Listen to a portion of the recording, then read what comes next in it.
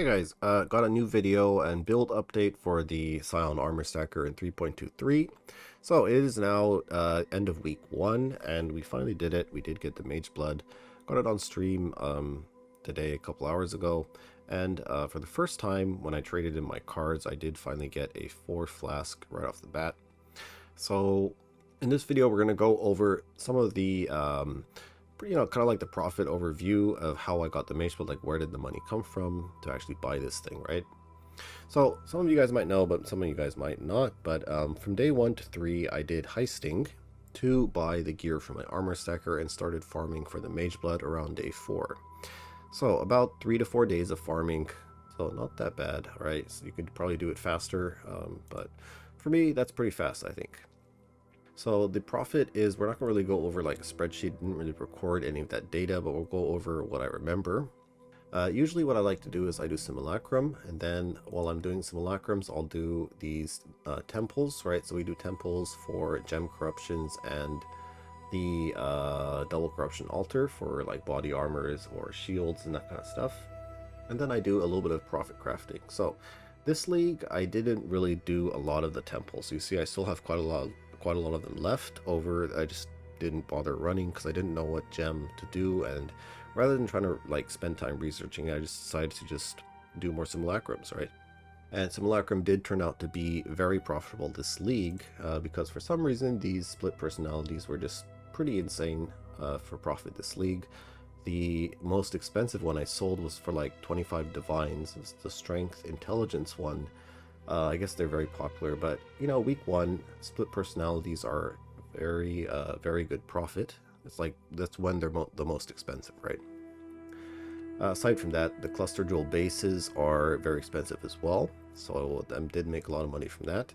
And overall, just from the raw simulacrum profits, about 3.5 of the cards that the apothecary cards I bought were all from just the pure simulacrum profit from these jewels and the cluster bases, and then also from my scarabs and essences and fossils, right?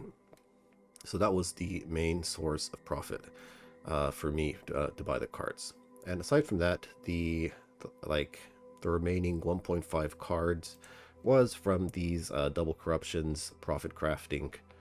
I just made these like really shitty helmets and people just bought them for some reason, right? It's just like a fractured intelligence, and then just roll some of the essences I got in simulacrum, the deafening essence of loathing, and then get like a decent 280 plus. I got one with like 360 ES that sold for like 7 divines. So I don't know, people just like these, they just bought them. And then aside from that, I did craft a few of the small cluster jewel bases that I got. And I did just sold one for 12 div, like, you know, int and ES and 35% increased effect and that kind of stuff, right? So overall, very pleased with how good simulacrum profit was this league. I don't really think it was as good last league, but yeah, even in scarabs, like in about, I think my total profit from scarabs was like 50 divines worth of scarabs and like 25 or around 25-ish divine of essences and another like 10 div of fossils. Yeah, so just from those like bulk sales, that's like quite a bit of profit, right? And then the rest just from these jewels that you find, right?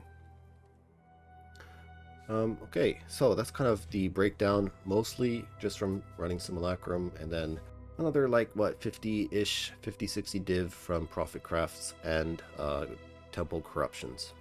Okay, so one thing I get asked a lot is once you get the Mageblood, how do you swap over to the Mageblood? And usually I would say just equip your Mageblood and equip your flasks and you're good to go, but this league there's a few things that we do need to change on the passive tree. So first of all, we equip the Mageblood and we get our Mageblood flasks, right? Now, you don't really need to use this ruby flask because you can see I am way overcapped, even without it.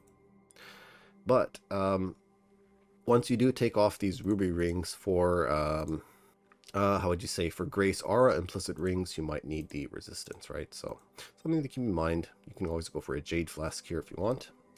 And for your 5th flask, I like to use Dying Sun because I'm playing Lightning Strike and we need the extra projectiles. We don't really need them because they don't really add damage, but just kind of That makes your clear a little bit better, right? So you see with the flask, we do have like 6 projectiles, so it's kind of cool.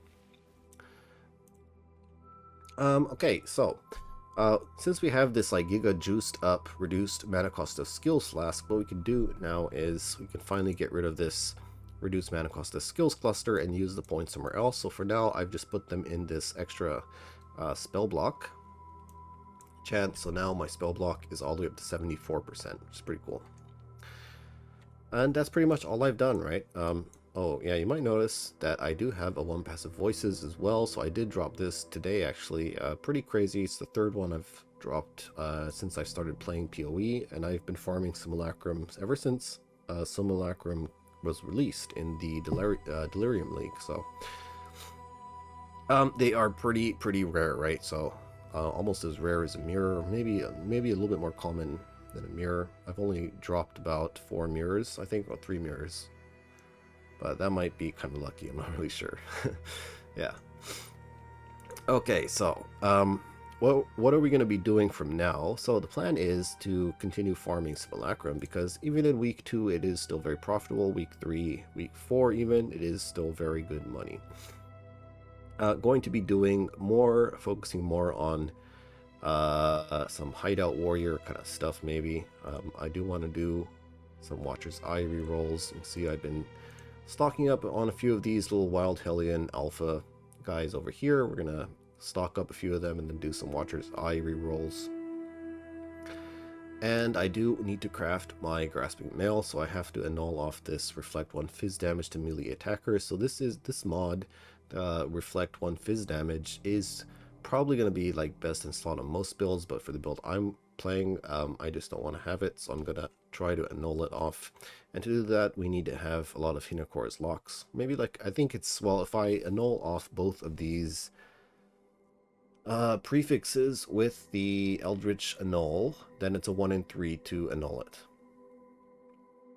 So I might just do that. So I would have to buy 2 more Hinokora's locks, 1 in 3, right? So, and then we'll just have to craft it.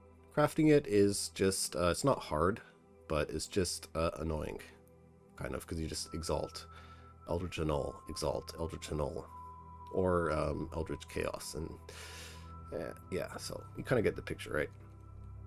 And we're going to be swapping over to the Grasping Mail as soon as this is done, and then we're going to make the Transcendence build shortly after, once we have all the gear for that. Alright, so let's go into PoB. So for now, we're sticking with Doriani's prototype while we farm Simulacrum. Like, this is the a Simulacrum farming build, and excels at that. And I think swapping over to the Grasping Mail right now might actually just not really be as good. Mainly because the Simulacrum rolls increased lightning resistance, then all your damage kind of goes down the drain. But if you have Doriani's prototype, then, well, that mod doesn't really matter, right? So let's go into PoB real quick. Okay, so this PoB, this is what I'm going to be doing, and probably where my character will stop progressing until I swap over to the Grasping Mail, right? So what we're doing is we're going to get our Haste Aura, our Haste Aura active. And to do that, we need just an Enlightened 3, right? Getting a 4 would give you a little bit more mana, but you don't really need it. Getting a level 3 Enlighten, and then we're going to just allocate these reservation skills, passives, and then this reservation thing here. Yeah, so that's it, basically. And we don't even have reservation on these charms. But that's pretty much what we're going to be doing. I'll have this PoB linked in the Armor Stacker Compendium if you're interested in this as well. But that's going to be it for this one, guys. Yeah, we'll make some more build diary updates if, well, when I do have updates, or maybe when I get the Enlighten Haste setup going and stuff like that.